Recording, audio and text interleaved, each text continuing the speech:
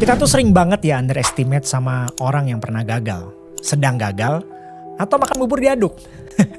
Jujur suka bingung dengan orang yang suka underestimate orang lain. Kita nggak pernah tahu ya, orang tuh kan bisa berubah. Dan today kita akan melihat tokoh di Alkitab yang kontroversial namanya, tapi sedap perubahannya.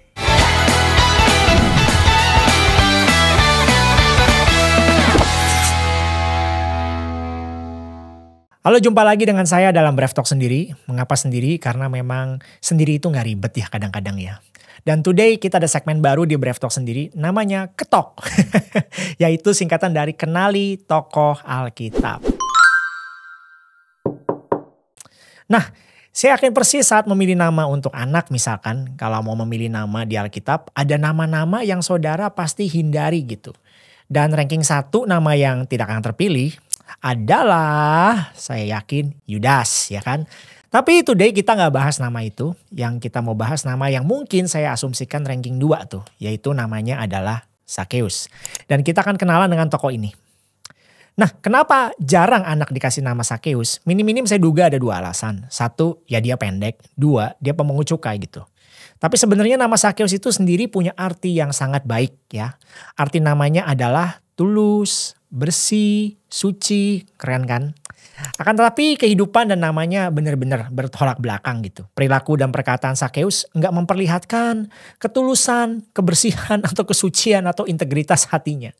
Dan cerita Sakeus ini begitu luar biasa, cerita yang sangat kaya akan makna. Walau identik dengan pemungut cukai dan kependekan tubuhnya, kita tahu ya ada plot twist di akhir cerita Sakeus yang sungguh luar biasa, perubahan hebat terjadi di dalam kehidupannya. Itu tercatat di Lukas 19 ayat 8. Kemudian di rumahnya Sakeus berdiri dan berkata kepada Yesus, "Tuhan, separuh dari harta saya akan saya sedekahkan kepada orang miskin. Dan siapa saja yang pernah saya tipu akan saya bayar kembali kepadanya 4 kali lipat." Rasanya gak pernah tercatat ya tokoh di Alkitab yang dalam posisi kaya gitu, dalam term memberi seroyal ini gitu, selain daripada Sakeus. Dan pemberian ini kalau kita baca di kitab Lukas secara detail, ini bukan kaleng-kaleng ya guys ya. Ini sungguh reaksi bagaimana grace bekerja sesungguhnya. Jadi saya percaya orang yang bertemu kasih karunia Tuhan pasti hidupnya tuh mengalami perubahan. Oke, kita akan mundur terlebih dahulu. Kenapa dia bisa seperti gitu? Apa yang terjadi? Kita lihat background dari cerita ini. Siapa sih Sakeus? Who is he? Dia itu tercatat di Alkitab adalah Chief Tax Collector. Profesi yang menurut saya paling dibenci di zaman itu karena narik pajaknya tuh lebih tinggi dari yang diambil oleh tax collector biasa di masyarakat. Apalagi mereka juga dijajah oleh kerajaan Romawi ya. Sehingga taxnya sendiri aja udah tinggi dan dia taxnya lebih tinggi lagi nge-charge-nya gitu. Dan profesi ini dianggapnya laknat banget ya. One of the worst. Kenapa? Karena mereka kerjasama dengan Romawi ya. Yang menjajah mereka juga dan itu jadinya menyebalkan. Dan seperti saya bilang tadi, mereka narikin pajaknya tuh lebih tinggi dari pajak yang tertagih gitu. Kenapa? Ya inilah jalan ninjaku quote unquote yang Sakeus pilih untuk jadi kaya. Dan clue Alkitab soal Sakeus adalah apa? Dia tuh chief tax collector. Jadi bukan tax collector biasa, chief tax collector. Satu posisi yang mungkin ibarat kata kayak bos mafia ya. Dan untuk masuk ke pekerjaan ini, untuk menjadi part of rantai tax collector maksud saya, ya saya rasa harus lewat tanda tangan dia tuh. Jadi ya pasti dia udah pasti ya kaya banget. Karena Yeriko termasuk kota dengan kantong pajak terbesar di zaman itu bersama dengan 2 kota lain. Yaitu Kapernaum dan Kaisarea. Dan tadi saya mention profesi ini juga sering dianggap profesi yang kotor, kacau. Karena kalau kita melihat ini di Alkitab, beberapa kali seringkali pemungut cukai itu selalu dibicarakan dalam kaitannya dengan orang yang berdosa di zaman itu. Jadi kita lihat dalam Matius 9 berbicara tentang pemungut cukai dan orang berdosa. Dalam Matius 18 berbicara tentang pemungut cukai dan para penyembah berhala. Matius 21 bahkan disetarakan dengan pelacur. Di Lukas 18 mundur 1 pasal sebelumnya kita baca di sana. Ini berbicara tentang perumpamaan Yesus tentang 2 orang yang berdoa. Orang Farisi bilang begini, "Aku tidak seperti perampok, pelaku kejahatan, penzina, bahkan seperti pemungut pajak ini, bukan?" Jadi ya begitu kita ngerti POV dari profesi pemungut cukai ini nih memang ngeri banget ya cerita Sakeus ini ya. Sehingga kita bisa mengerti di balik cerita ini tuh profesi dia yang dia hidupi sehari-hari kayak apa. So kita jadi tahu betapa dia itu mengkhianati bangsanya. Dia dibenci dan gak ada orang yang suka dengan dia. Yang mungkin kalaupun suka ngincar duitnya aja. Kita lanjut dulu ya. Di Lukas 19 ayat 3-4. Ada kata-kata begini di Alkitab catat. Ia berusaha untuk melihat orang apakah Yesus itu. Tetapi ia tidak berhasil karena orang banyak sebab badannya pendek. Ia pun berlari mendahului orang banyak lalu memanjat pohon ara untuk melihat Yesus yang akan lewat di situ. Nah, kita akan lihat ada satu detail lagi yang kita perlu tahu bahwa Sakeus pendek. Ya mungkin teman-teman semuanya udah tahu lah, ya iyalah Sakeus terkenal dengan pendeknya. Tapi begini, saya coba ajak teman-teman berpikir, kenapa ya dia kok sampai sebegitunya mau jadi pemungut cukai mengkhianati bangsanya, apakah demi uang aja gitu. Dan more than that, kalau saya baca beberapa Bible commentaries gitu, dituliskan bahwa ini terjadi karena badannya pendek. Maksud saya begini, saya coba kira-kira cari tahu ya, kira-kira di zaman Yesus itu sendiri, minim-minim rata-rata orang Yahudi di zaman itu tuh tingginya berapa. Dan guess what, menurut penelitian yang saya baca di portal Bible Based Living dan juga godquestion.org memberikan data tentang average orang dewasa Yahudi di zaman itu, ternyata adalah 155 sampai 160 cm di zaman itu gitu. 155 sampai 160 cm. Oke, untuk perbandingan kalau teman-teman tahu Messi 1,7 meter tingginya. Ronaldo 1,87 cm. Jadi Sakeus itu kalau saya duga kalau rata-rata 155 sampai 160, dugaan saya sih di 135 maybe ya. Atau paling mentok 140 lah. Dan rasanya pendek banget kan. Dan kalau Alkitab sampai mention kalimat pendek berarti ciri ini ya sangat mencolok gitu untuk si Sakeus sendiri. Dan kemungkinan di zaman itu dia dienyek orang, artinya diledekin, direndahkan. Dan ini yang membuat dia memiliki kemauan untuk prove himself in society gitu. Sehingga dia fight untuk dapat penghargaan dari sisi uang dan dia mau prove itu gitu. Dan anyway, kisah Sakeus itu sendiri juga menurut saya beautiful literature art karena ada kontras tuh dalam penulisan yang saya yakin dengan sengaja Lukas tuh taruh gitu. Kalau teman-teman perhatikan sebelum cerita Sakeus itu ada Yesus menyembuhkan orang buta. Orang yang tidak bisa melihat tapi hatinya melihat. Wah, baru cerita selanjutnya Sakeus nih. Orang yang bisa melihat tapi hatinya sedang buta. Kita kembali lagi ke cerita ya. Dia mau proof tadi saya katakan kan. Dan Sakeus tidak mempedulikan pandangan sosial terhadap dirinya, yang penting dia kaya gitu. Tapi di sisi lain dia mengalami keterasingan sosial. Ia pun tidak memperdulikan hati nuraninya asal impiannya tercapai. Jadi teman-teman perhatikan deh. Ini dasar hidup banyak orang tercermin dari Sakeus ini. Sakeus mau bangun hidupnya, dasarnya fondasinya adalah based on money. Money is king gitu. Nah kita lanjut lagi. Diperhatikan di kata ayat Lukas tadi ada kata berusaha. Menarik ya buat saya, satu kata yang agak aneh buat orang yang punya uang ya. Biasanya orang yang punya uang itu kalau mau ketemu orang kan tinggal panggil aja buat ajak seseorang meet up. Tapi ini Sakeus berusaha untuk melihat Yesus gitu. Nah kenapa Sakeus tuh mencari dan mau? Menurut saya ada beberapa hal penting ya. Dia mau cari Yesus, dia tuh mau kenal Yesus. Kenapa? Satu, Yesus famous banget dan saya yakin berita tentang Yesus dan kehadiran mujizatnya tuh banyak dia denger gitu. Since dia bos mafia, pasti info terkini gak susah lah buat dia dapat informasinya. Begitu kerennya Yesus, dia tuh sampai penasaran orang kayak apa sih Yesus itu. Dan bahkan saya yakin dia juga tahu bahwa Yesus tuh juga duduk dengan pemungut cukai, orang kayak dia, tax collector. Dan bahkan salah satu pemungut cukai dia juga pasti tahu adalah muridnya, yaitu si Matius itu tadi. Jadi dia pikir udahlah kita gaskan aja untuk ketemu dengan Yesus. But more than that, Sakeus walau orang yang kaya, dia tuh merasa ada kayak sesuatu yang kekosongan di dalam dirinya. Something wrong yang dia ketenaran, kekayaan gak bisa fulfill gitu. Dan dia cari Tuhan gitu. Dan dia cari Tuhan tuh gimana? Ada 3. Yang pertama dia cari Tuhan tuh in truth gitu.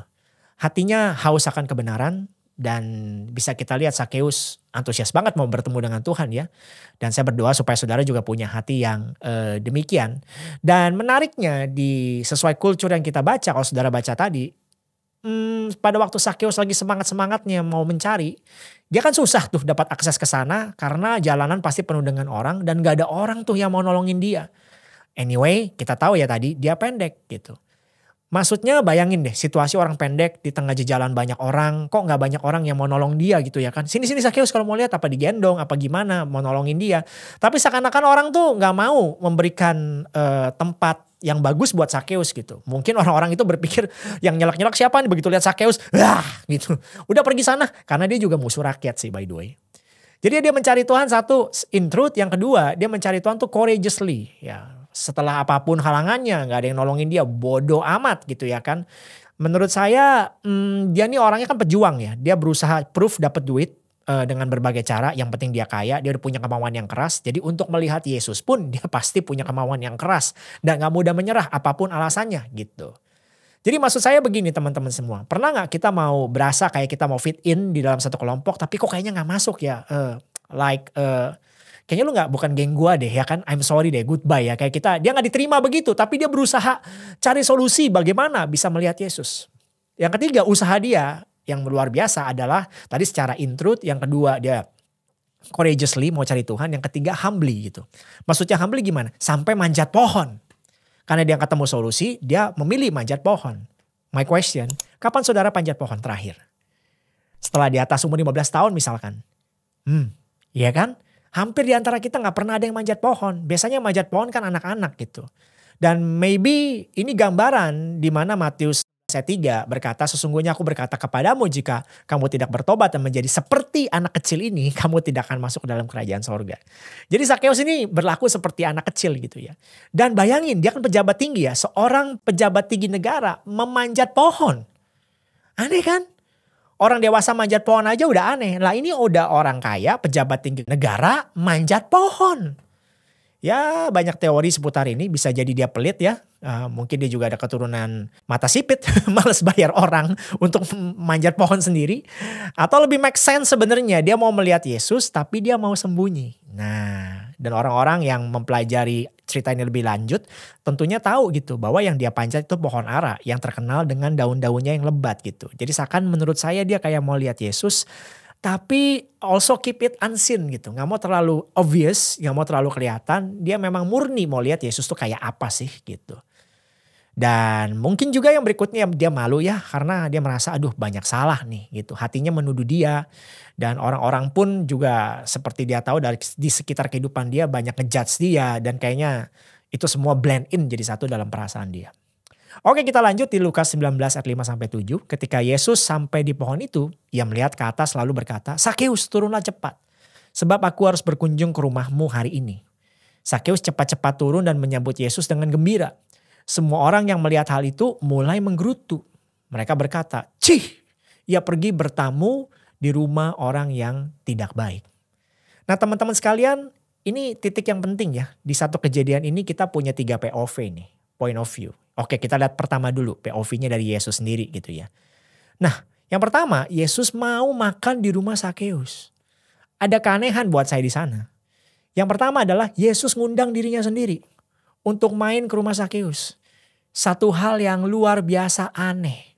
Ya walau di budaya sana normal gitu ya. Tapi kalau bayangin deh tiba-tiba kalau kita di zaman sekarang misalkan ada orang yang tiba-tiba gue hari ini ke rumah lu ya.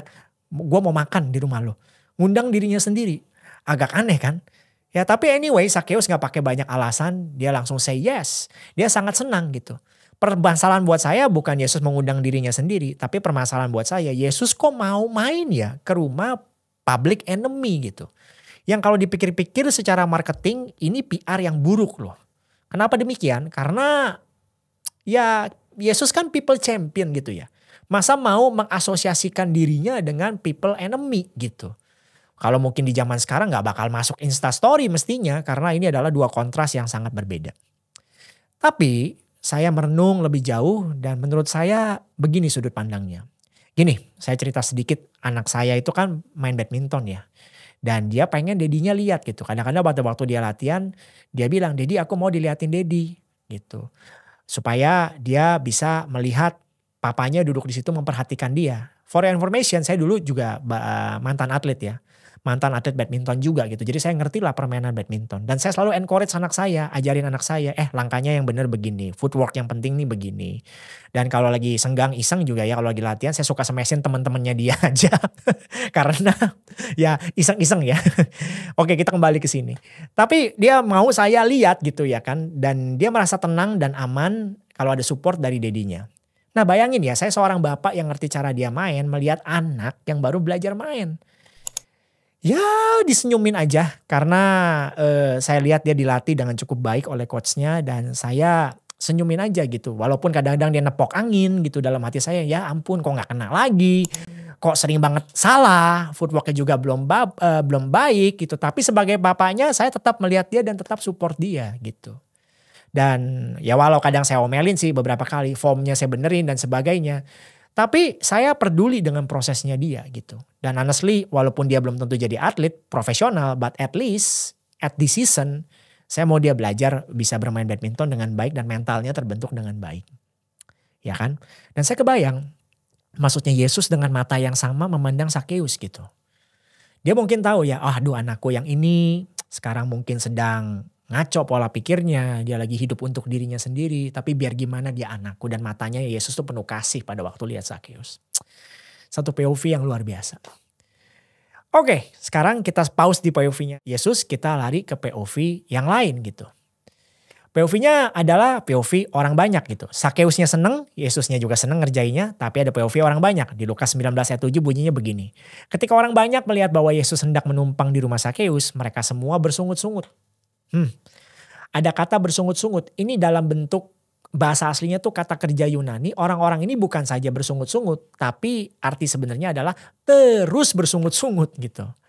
Ngeri sekali kan? Jadi alasan orang banyak ini terus-menerus bersungut-sungut adalah karena Sakeus ini dipandang mereka tuh orang yang berdosa. Dan pemimpin Farisi mengajar bahwa orang yang berdosa tuh gak layak lah untuk bersekutu dengan orang benar. Hal yang sama pernah terjadi pada waktu Yesus memilih Matius. Ingat Matius pemungut cukai juga. Murid-muridnya yang lain tuh punya gesture pada waktu kalau saudara nonton The Chosen ya. Menarik sekali ya. Itu jadi pada waktu murid-murid yang lain melihat Sakeus masuk sebagai murid-murid dipilih untuk menjadi murid-murid Yesus. Yang lain tuh lihat-lihatan satu dengan yang lain. Masa sih?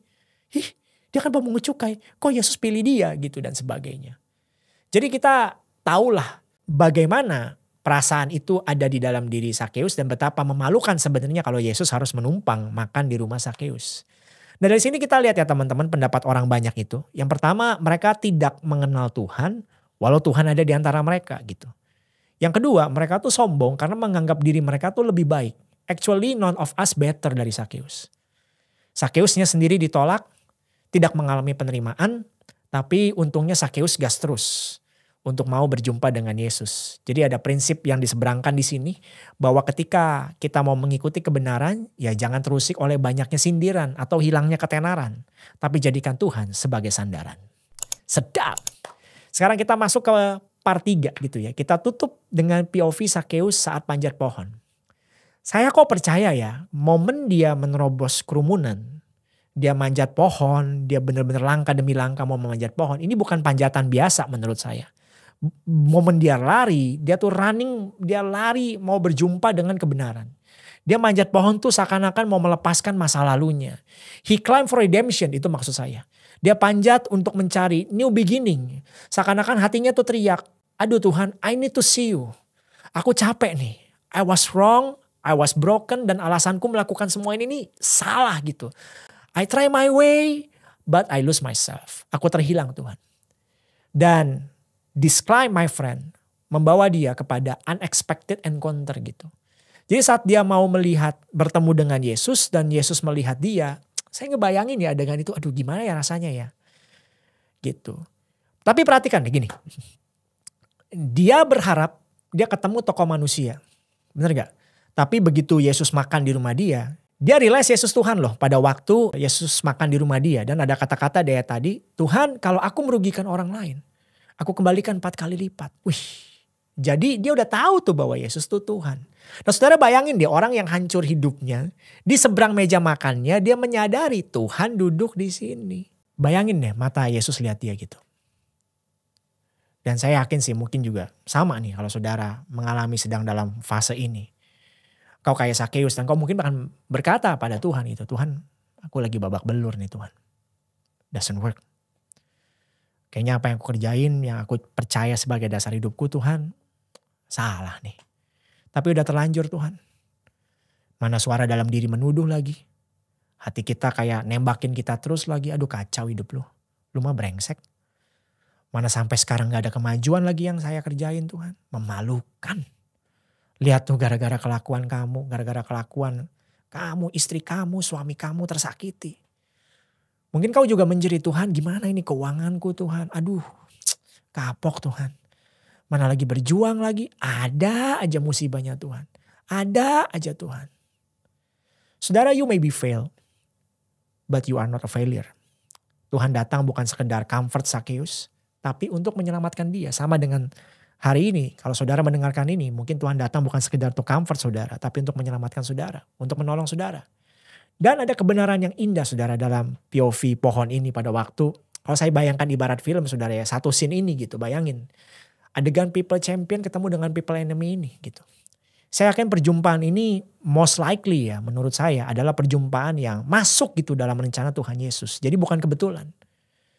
Dan kayaknya dari penulis pengen menyeberangkan pemahaman ini. Begini saudara. Ini loh kasih Tuhan.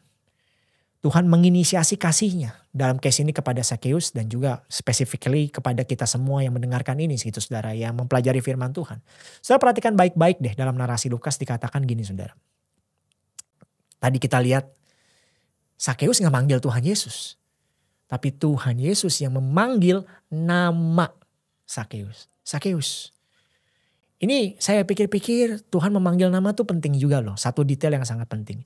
Saudara kadang-kadang kalau sebenarnya di masa Sakeus hidup mungkin yang biasa dia dengar gak nama dia. Mungkin yang dia dengar adalah si cebol misalkan. Si pengkhianat. Si brengsek. Mungkin lebih vulgar lagi si bangsat yang menipu bangsanya sendiri gitu saudara.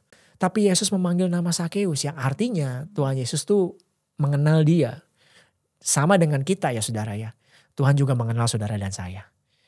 Yang berikutnya Sakeus bukan berinisiasi ngundang Tuhan Yesus. Tapi Tuhan Yesus yang berinisiasi dan dengan penuh hasrat mau menumpang di rumah Sakeus.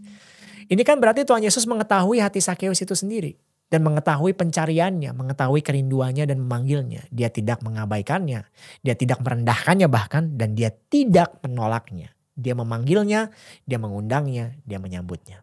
So amazing. Satu cerita yang luar biasa saudara. Jadi Sakeus langsung gasken, dia tidak ragu-ragu dan tidak mempertanyakan. Dia turun dari pohon, dia menyebut Yesus ke rumahnya dia gitu. Dan respon ini teman-teman, ini mengarah kepada transformasi. Sekarang kita ngerti, kita kembali ke adegan meja makan tadi di mana Sakeus ini bisa berubah kehidupannya saudara. Dan ini menarik, satu detail lagi. Dan ingat gak, sebelum cerita Sakeus itu ada cerita seorang pemuda kaya yang merasa benar gitu. Pada waktu berjumpa dengan Yesus dia tanya, guru apa yang harus aku lakukan untuk bisa masuk kerajaan sorga gitu.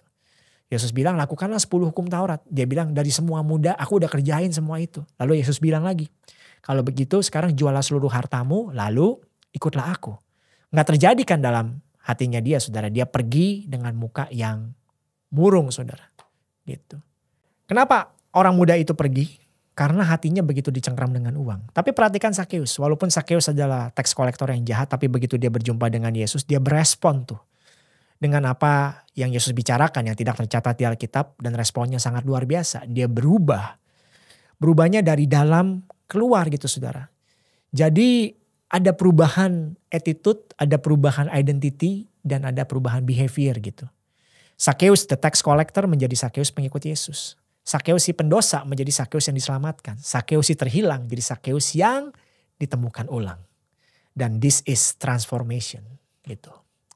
Jadi teman-teman ada kekuatan dari perjumpaan yang tak terduga dengan Yesus. Yesus mengubah kehidupannya Sakeus. Jadi kesimpulannya dari ini semua. Dari cerita ini kita tahu ya bahwa Sakeus orang yang jauh dari Tuhan pun Tuhan mengasihi dia. Buat saudara yang saat ini sedang jauh dari Tuhan atau merasa hidup lagi kacau.